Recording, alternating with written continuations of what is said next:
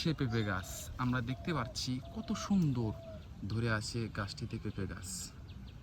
একদম চড়ার ভিতর একাকিত্বভাবে জঙ্গলের ভিতরে আবর্জনার ভিতরেই তিনি বড় হয়েছেন। আলাইকুম সম্মানিত দর্শক, আমরা এসে উপস্থিত হয়েছি। আমরা বলতে পারি যে চড়ার ভিতর বা জমির আইলের পাশে লাগিয়েছে একটি গাছ।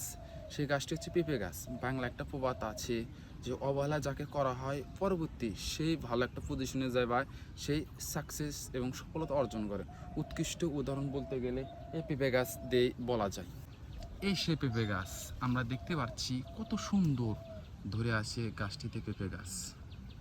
একদম চড়ার ভিতর একাকিত্বভাবে জঙ্গলের ভিতরে আবর্জনার ভিতরেই তিনি বড় হয়েছেন। তাকে এই গাছটিকে তারা কোনো পরিচর্যা করেনি, অবহেলার মাধ্যমে আজ এত সুন্দর একটি ঝড় বৃষ্টি উপেক্ষা করে এই গাছটি খুবই সুন্দরভাবে সে পরিত্যক্ত স্থানে তিনি আজ বড় হয়েছে এবং পরিপুক্ত হয়েছে। গাছটিতে দিয়েছে ফল। সে ফলটি যে জমির মালিক সে কিন্তু সে গাছ থেকে সংগ্রহ করবে। মূল বিষয় হচ্ছে তাকে কোনো পরিচর্যা ছাড়াই তিনি এই ফলগুলো সংগ্রহ করবেন।